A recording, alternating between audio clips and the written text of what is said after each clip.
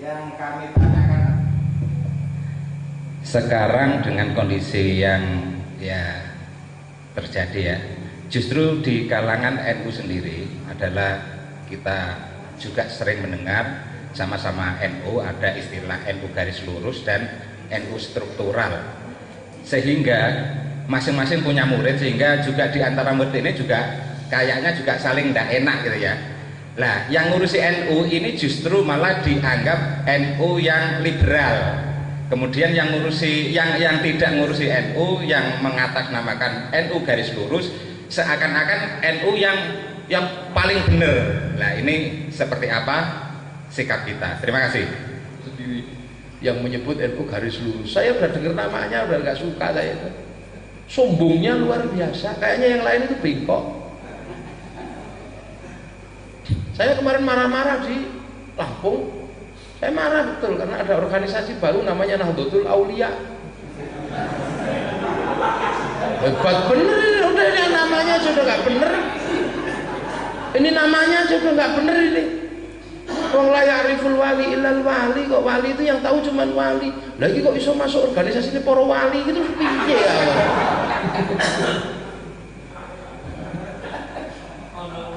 Lho gitu. Nah, itu lucu ya itu bikin apa? Gak usah. Kalaupun mereka ngaku bener ya ngaku bener nggak apa-apa, tapi kamu jangan masuk. Gitu. Sama.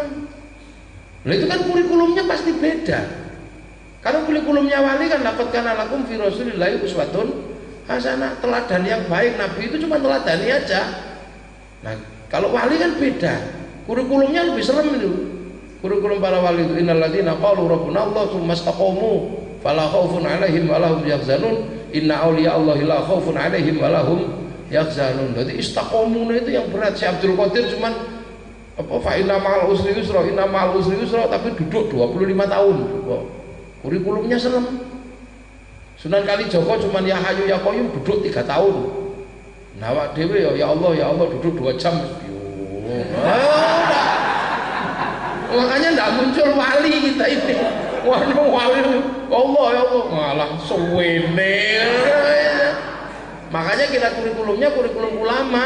Innama yakhsyallaha min ibadihil ulama. Jadi ulama itu mas'ulnya yakhsyallah. Maka kita pakai kurikulum bagaimana orang dibikin takut dikit sama Allah. Anak kecil sekolah kaploki dibikin dulu takut sama Allah agar menjadi ulama yang takut sama Allah. Ya itu Nahdlatul Aulia hebat bener ini. Siapa walinya? Itu di Jawa sana, kata orang Blitar apa orang Tulungagung. Ada nggak di sini? Nahdlatul Aulia jangan. Oh ini dari Blitar ya. Tapi nggak tahu dari mana, jangan itu la ya'riful wali illal wali kok. Itu loh. Jadi kalau dengar namanya aja sudah aneh saya. Gitu loh. Ya orang-orangnya aneh-aneh juga sebenarnya. Tiba-tiba terus mengatakan Kiai Said Syiah. Kiai Said Syiah itu Syiah apanya? Kiai Said ngerti Syiah terus disebut Syiah. Kadang ini kan orang-orang ini saya kadang usil juga orang-orang ini. Jadi supporternya memang berat itu. Ada terus kemudian mengatakan apa PBNU anasir-anasir Syiah yang mengatakan ya kalau Anda pengen tahu salah satu dedengkot Islam garis lurus itu yang tahu persis kartunya ya Kiai Samsul, wong temennya Kiai Samsul. Loh temen sagodaannya Kiai Samsul. Jadi kalau pengen tahu ya Kiai Samsul itu yang paling paham. Tapi saya nggak boleh ngomong Kiai Samsul soalnya kalau ngomong bahaya. Sampai bisa ikut marah-marah soalnya kalau Kiai Samsul ngomong. Ya Kiai Samsul itu tahu persis wong itu teman-temannya Kiai Samsul. Waktu mondok pinteran Kiai Samsul soalnya. Nah itu jadi biar aja mau menyebut dengan istilah garis lurus itu nggak apa-apa. Itu bagian dari pupuknya NU kok. Gitu kan. Nanti lama-lama juga garis keriting. Ya kita doakan aja semoga lurus itu bener-bener nanti istiqomah sampai mati orang-orang itu menyebut diri sebagai NU garis lurus, tidak apa-apa. Tiba-tiba kalau NU garis lurus terus tahu-tahu nanti ada muktamar terus mau jadi pengurus Nahdlatul Ulama yang ini, nah itu baru orang aneh itu. harus istiqomah, lurus terus. NU ini kan sudah terlanjur bengkok, ya sudah biar diurus sama orang-orang bengkok kayak kita inilah. NU garis bengkok maksudnya, NU tanpa garis, ini biar aja tidak apa-apa. Jadi tidak usah, saya nggak perlu bahas lah, nih udah biarin aja. Pak Sarjo ya tetap aja NU Bontang, Kiai Fauzi ya tetap aja santri Bontang, ya udah. Bikin FPI kalau penjenengan mau ya tidak apa-apa. Front Pembela Islam, siapa tahu nanti ngetren kan. Tapi kalau dilihat dari naga-naganya ini kayaknya juga ini, karena kemarin sudah lemes itu FPI itu sudah. Kita didolimi loh. Kalian yang selalu marah-marah dan paling keras kok tiba-tiba didolimi. Ini mikirmu ini gitu karena ini logika paling aneh. Sekarang muncul lagi itu yang aneh-aneh itu lagi. Dengan perempuan apa, saya nggak mau bahas itulah, itu juga jahat. Saya juga nggak suka gitu, nggak suka sama FPI. Tapi jangan kemudian kasus pribadi orang kayak begitu diungkap-ungkap. Itu bagi saya nggak bagus. Tapi bagi lingkungan politik kan tren-tren aja, itu ya terserah lah. Nanti lihat ujungnya. Siapa yang akan membela dan siapa yang akan dibela. Wong ini para pembela. Jadi para pembela kok minta dibela, ya sudah kita bela aja. Ya itu NU. Cuman sekarang ini NU memang situasinya agak riskan. Bukan pada konflik-konflik ini, bukan pada konflik-konflik yang seperti ini. Kenapa? NU ini memang harus punya landasan berpikir dengan tepat dan terukur. Kenapa? Pergeseran pola politik dunia. Ini dunia sedang bergeser. Dulu Eropa itu bisa bangkit karena mengambil kitab-kitab dari perang salib dari tradisi Islam. Kemudian terjadi revolusi industri di Eropa. Nah, revolusi industri di Eropa ini bahan bakarnya jelas minyak. Peralihan dari emas ke minyak karena revolusi industri. Nah, orang Eropa sadar emas terbanyak itu, minyak terbanyak ada di Timur Tengah. Timur Tengah negara-negaranya waktu itu dikuasai oleh Turki. Nah, pusat minyak terbesar di dunia ada di Saudi Arabia. Maka kemudian orang Eropa berencana bagaimana memisahkan Arab dari Turki. Dikirimlah seorang utusan namanya Gertrude bersama Lauren Hemper dan Allenby. Sehingga muncul tradisi Orientalisme, orang-orang Arab, orang-orang Timur Tengah belajar Islam untuk menghancurkan Islam. Nah, terjadilah pergeseran politik di mana Syarif Hussein waktu itu dan Gubernur Ali Badshah bisa disingkirkan oleh tokoh baru dari yang dimunculkan oleh orang-orang Eropa, namanya Ibnu Saud. Nah, Ibnu Saud ketika itu menyingkirkan seluruh kekuatan di Saudi sampai terjadi krisis. Setelah terjadi krisis dengan cerita tahayul bid'ah dan khurafat, unta dibunuh, terus kemudian gelombang kolam-kolam wadi-wadi dibunuh. Nah, krisis itu dijawab dengan mengambil minyak dari Timur Tengah, dari Arab. Maka berdirilah Aramco, Arab American Corporation, perusahaan kilang minyak pertama yang berdiri di Timur Tengah. Nah, waktu itu kemudian sampai pada finishing yang semalam mau saya ceritakan itu, sampai makam Rasul mau dibongkar. Nah, ketika makam Rasul mau dibongkar, ya NU yang mengambil alih mempertemukan Syiah sama Sunni sehingga makam Rasul nggak bisa dibongkar. Nah, ketika minyak sudah terjadi di Timur Tengah, di Arab, maka negara-negara yang tergabung dalam korporasi Aramco, Arab American Corporation, di situ membentuk sebuah klan besar namanya White Anglo-Saxon Protestant dengan poros Canberra, London sama Washington. Jadilah sebuah kekuatan baru di Timur Tengah yang dikenal dengan nama UKUSA, United Kingdom, United States. Nah, negara-negara yang tidak mau patuh dengan kebijakan politiknya mereka tidak dikasih minyak. Nah, negara-negara itu akhirnya cari minyak. Nah, cari minyak tidak di negara Wahabi tapi di negara Syiah sama Sunni, di Iran, di Irak, di Yaman, di sekitarnya itu. Nah, ketika negara-negara ini semakin kuat karena mengambil minyak bukan dari Aramco, dari Wahabi, bikin blok baru namanya Shanghai Corporation. Nah, kelompok Shanghai ini kemudian bangkit menjadi besar. Nah, kebangkitan kelompok Shanghai ini menjadi besar, menjadi ancaman bagi kelompok United Kingdom, United States. Maka kemudian agar mereka bisa mengganggu Shanghai Corporation, maka sumber-sumber minyak yang ada di negara Syiah dan negara Sunni dihancurkan. Nah, ketika menghancurkan maka terjadi kilas balik perang antar negara, seolah-olah ini perang agama, bahwa sesungguhnya adalah perang memperebut minyak. Nah, ketika perang berebut minyak, Amerika lah komandannya, karena Amerika yang paling terganggu dengan Shanghai Corporation. Nah, ketika Amerika mengajukan perang terhadap negara-negara Syiah dan negara-negara Sunni, yang paling kecewa adalah Yahudi. Karena Yahudi sudah membiayai dunia dengan beberapa funding besar agar dunia tentram dan Yahudi bisa jualan. Makanya kalau masih ada logika bahwa Yahudi menginginkan perang, itu bohong. Yahudi tidak menginginkan perang, karena dalam setiap perang apapun Yahudi selalu jadi korban.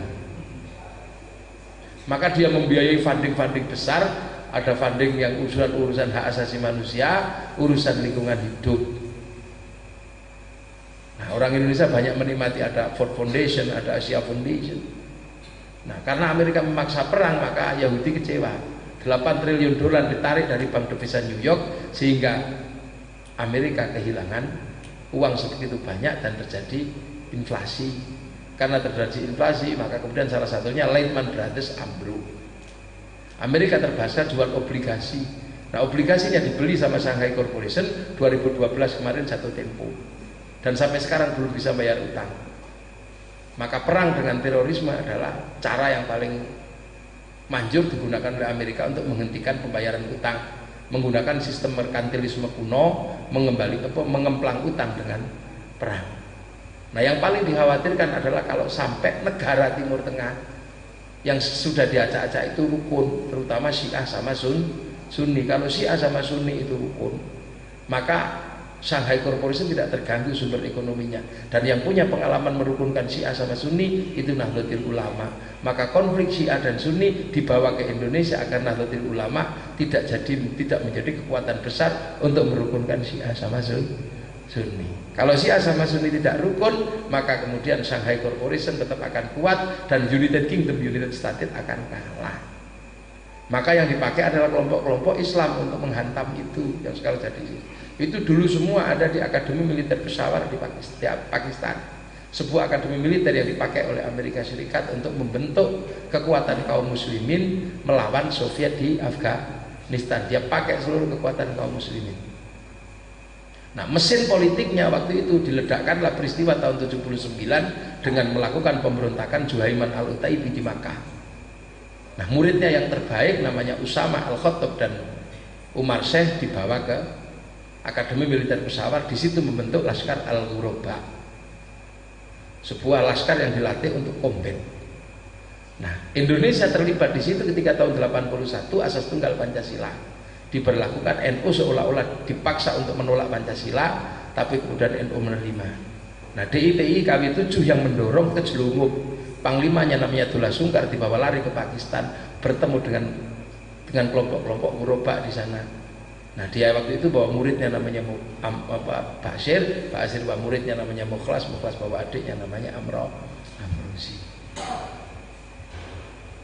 Nah, disitulah maka kemudian kelompok-kelompok ini kemudian pulang lagi ke Indonesia. Usama bin Laden kemudian menjadi tokoh internasional untuk menggerakkan terorisme, sehingga Amerika bisa ambil nafas dengan bikin gerakan-gerakan anti terorisme di seluruh dunia. Yang Al-Khattab kemudian memecah Balkan, memecah semenanjung Soviet. Nah, yang kemudian yang termasuk Umar Syekh nembak Benazir Bhutto. Nah, sekarang ini sudah hilang. Ini butuh orientasi baru, kekuatan baru untuk bikin mekanisme perang model baru. Timur Tengah sudah capek, maka dimunculkan Rohingya, dimunculkan yang lain. Nah, di Indonesia dimunculkan beberapa gerakan-gerakan baru dengan harapan akan muncul saringan-saringan baru yang nanti 20 tahun lagi akan bisa dipanen untuk kepentingan politik internasional. Nah, cuman itu aja, makanya, dan itu semua tidak akan pernah mempan ketika NU masih ada di Indonesia. Makanya semuanya sebenarnya awalnya dari situ. Makanya cerita ini dobos semua. Syiah ya dobos. Sekarang ada dobosan baru namanya PKI, sudah terserah lah. Tahu dobos? Kaspol ada coro.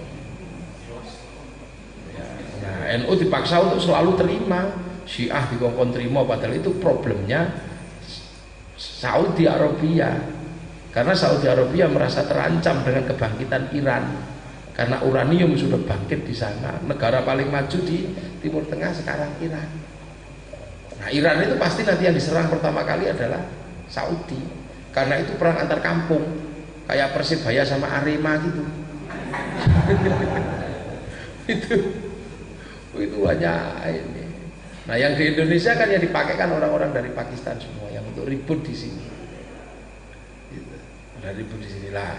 Selagi masih ada NU, dikasih Syiah nggak mempan, kasih Wahabi nggak mempan, dikasih kembali pada Quran dan Sunnah, NU nggak doyan. Jadi NU itu sekarang itu katanya opo orang doyan ini opo tuh gitu. Kembali Quran dan Sunnah, NU nggak mau. Ya sudah terserah kamu kembali. Kayak anti Syiah, NU ya enggak. Apa jangga NU ini apa sih? Oh ternyata NU memang sesuatu yang memang lain. Makanya sekarang semua orang belajar NU, apalagi setelah teruji tidak ada satupun teroris itu anak warga Jamiah Nahdlatul Ulama, tidak ada, anaknya tetangganya NU semua. Ini problem itu, problem politik di sini. Nah, yang mereka paling khawatir itu kan kalau Syiah sama Sunni itu rukun. Karena kalau Syiah sama Sunni itu rukun, Shanghai Cooperation akan bangkit dan kekuatan UKU seakan runtuh. Nah, sekarang Cina ini sudah mulai bangkit, Cina di negaranya sana. Makanya karena dengan sistem yang lebih baru, Cina ini digital semua. Nah, maka orang-orang Cina yang masih manual nggak punya kerjaan, maka berlari ke seluruh dunia. Maka mereka di sini bikin boto juga mau. Itu nggak cuma lari ke Indonesia, hampir ke seluruh negara mereka lari. Karena yang manual tidak bisa menggunakan sistem digital. Cara kerjanya sudah beda, maka kasihan orang-orang Cina yang bodoh. Sama kayak kita yang tidak sanggup mengikuti pekerjaan di Indonesia, pergi jadi TKI. Itu kan sebenarnya problem dunia hari ini. Setiap terjadi pergeseran sebuah negara, ya pasti itu terjadi. Makanya kalau ditanya kenapa kok Cina banyak masuk ke Indonesia, nah di sananya nggak bisa kerja. Terjadi perubahan teknologi, percepatannya luar biasa di Cina. Orang digital yang bisa kerja, yang manual yang nggak makan kalau tetap di sana, menyebar ke Malaysia, ke Indonesia, ke Australia. Yang nggak bisa itu cuma ke Arab Saudi, itu karena wajahnya nggak berubah. Itu harus pakai syahadat. Di Qatar banyak, di Uni Emirat banyak.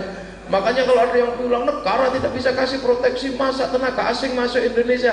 Loh, kita jangan lupa, kita ini pengekspor tenaga kerja terbanyak itu Indonesia. Maka kadang NU itu waras atau Wahabi itu. Masa cangkul saja impor. Loh, apa lupa dom aja impor. Sampai kondom aja impor kita itu.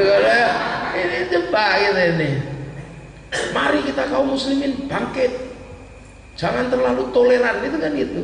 Kampanyenya kan selalu jangan terlalu toleran. Dulu orang Bosnia terlalu toleran, sekarang kalah sama orang Nasrani. Dulu orang Eropa terlalu toleran, hancur. Nah, maka kalau Indonesia terlalu toleran, Indonesia akan hilang. Nah, kalau yang mikir gitu orang Islam nggak apa-apa. Nah, kalau yang mikir begitu Biksu Wiratu di Sri Lanka, mumpung orang Islam belum kuat, bunuh aja, gitu kan?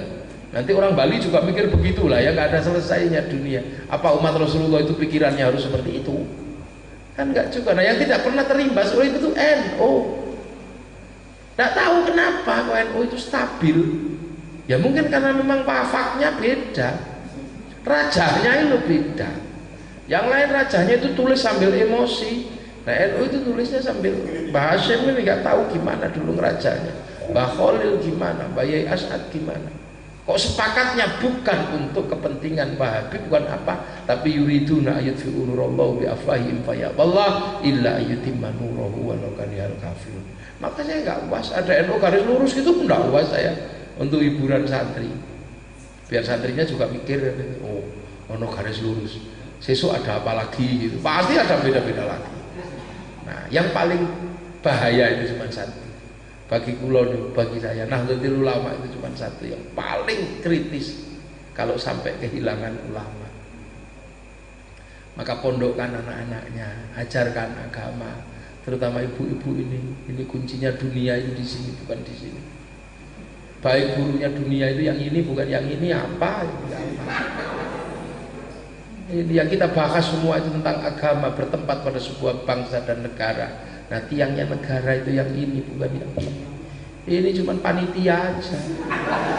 Ini tiangnya negara. Al-mar'atu imadul bilad, idza saluhat saluhal bilad, wa idza fasadat fasadal bilad. Ini di sini baik buruknya perempuan yang menentukan baik buruknya negara. Maka kadang itu dulu saya sampai curiga. Curiga apa? Oh, perempuan itu loh, dapat pahalanya mudah sekali. Cium tangan gitu toh. Hajar aswad. Laki-laki cuma dapat pahala salaman. Tidur sama suami, perempuan dapat pahala sholat depan Ka'bah. Laki-laki cuma dapat pahalanya tidur. Iya. Kalau hamil itu jalan selangkah, jihad fisabilillah. Kalau hamil siang hari makan dihitung puasa, malam hari ngorok dihitung tahajud. Anaknya netek sekali, pahalanya 100. Lah kalau neteknya sampai 6 tahun, berapa pahalanya? Maka perempuan ini luar biasa. Gitu loh. Ternyata apa? Memang perempuan itu sebenarnya adalah power bank. Biar selalu dapat barokah dari Allah. Karena ngecas anak. Karena tugasnya ngecas, tidak boleh lobet. Makanya ibu itu jiwit anak barokah, ngaplok anak barokah, membelai anak 7 miliar sarafnya bangun. Itu perempuan. Ini perempuan, jangan salah.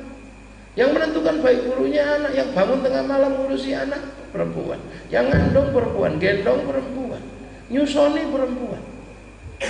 Ini tergantung di sini. Ini semua makanya. Laki-laki nggak ada kerjaannya. Wong yang ngengkremi telur itu tegarnya perempuan. Bagian mengeram kan, seksi pengeraman. Yang neteskan generasi itu perempuan. Orang laki-laki mana? Nggak ada kerjaannya. Kerjaannya cuma satu laki-laki itu, nyiapkan petarangan yang bagus agar babone kalau angkrem tenang, itu aja. Laki-laki harus pintar kerja untuk apa? Nyenengke babon angkrem, cuma itu aja. Untuk menyenangkan perempuannya agar perempuannya mengeramnya itu tenang. Kalau ngeramnya tenang nanti anaknya bagus-bagus, doke ora koplak. Maka para babon boleh minta yang enak-enak pada laki-laki. Pak, aku nggak tenang Pak ngeramin telur kalau mobilku nggak ganti. Minta ganti. Nah itu perempuan. Makanya laki-laki hidupnya tugasnya cuma satu, nyenangkan perempuan yang lagi ngeram telur itu loh. Biar telurnya tetesannya bagus. Jangan kok babonnya ngeram malah ditinggal keladung babon liyo. Biasa Sol denger. Nah itu kuncinya di sini. Makanya Nahdlatul Ulama selalu mendahulukan bu-ibu. Pengajian muslimat itu paling banyak. Pon wage kliwon sholawatan ngaji. Makanya laki-laki kalau nggak ngaji nggak apa-apa, panitia aja kok. Ya laki-laki tugasnya mati. Perempuan itu tugasnya hidup, laki-laki tugasnya mati, ngojek, tabrak truk mati. Ngarit cokotulo mati, naik bangunan jatuh mati, semua demi perempuannya. Untuk apa? Melahirkan generasi yang baik. Ibarat belalang setelah menikah dengan perempuan, dia dimakan sama perempuannya. Untuk apa? Protein agar anak-anaknya telurnya bagus. Untung sampai nggak dimakan Nah itu maka mendidik perempuan itu luar biasa berat, karena dia yang melahirkan generasi baik atau buruk. Laki-laki cuma kerja, tugasnya nyenengi babone tok. Maka anak perempuan laki-laki cuma ngupah-ngopi. Nah ini kuncinya dunia itu, ini tidak boleh kita sembrono sama yang satu ini. Ya. Loh, maka perempuan itu doanya manjur kalau anaknya banyak. Tahajudnya berbulan-bulan. Makanya saya waktu Gus Dur jadi presiden, Indonesia mau diambang perpecahan, nggak ada obatnya. Kiai-kiai sepuh istikharah, obatnya ternyata apa? Saya disuruh nyari perempuan yang anaknya paling banyak untuk mendoakan Indonesia agar Indonesia nggak pecah. Ketemu 125, yang masuk kriteria 75, anak terbanyaknya 26, yang paling sedikit 15, cuma 2 orang, selebihnya 17. Itu kita minta doa, Bu, tolong doakan Bu Indonesia biar nggak pecah. Karena itu ibadahnya nggak perlu khusyuk. Kalau sholat kan nggak terima karena nggak khusyuk kan susah. Tapi kalau ibu-ibu ini kan ibadahnya kan mesti keterima karena nggak perlu khusyuk. Hamil itu khusyuk, nggak khusyuk tetap aja hamil.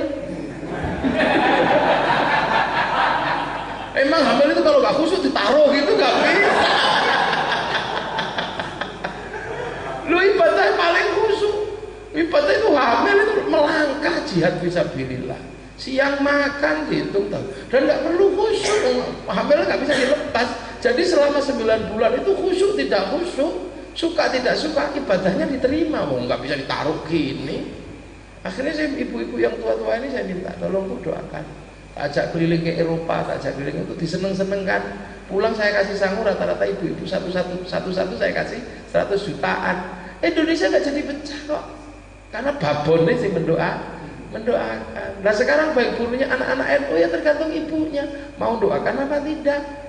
Bunyai Nafiqah selalu berpesan setiap malam jangan sampai kita lupa mendoakan anak kita dengan membacakan Fatihah 41 kali. Kalau punya anak 10 ya 41 kali 10. Setiap malam itu jatah anak dari ibu setiap malam. Udah sambil ngulek-ngulek sambil nonton TV nggak apa-apa. Kirimin Fatihah anaknya 41 kali. Asal jangan pas sambil ngising gitu aja. Enak. Ibu punya tugas itu setiap malam. Nah dari Mbah Nafiqah kalau anaknya kok bodoh, setiap malam bangun, ambil air, bacakan Fatihah bacakan kalau anaknya bodoh bacakan ya Fatahu ya Alim 300 kali, terus tiupkan ke air pagi diminumkan. Kalau anaknya kok ribut suka kelahi bacakan ya Allah ya Latif 300 kali pagi minumkan. Kalau anaknya kok nggak sehat-sehat, sakit-sakitan bacakan ya Hayyu ya Qayyum pagi diberikan. Loh itu rumus-rumus Nahdlatul Ulama. Gak cuman cerebrofit aja. Anaknya bodoh cerebrofit.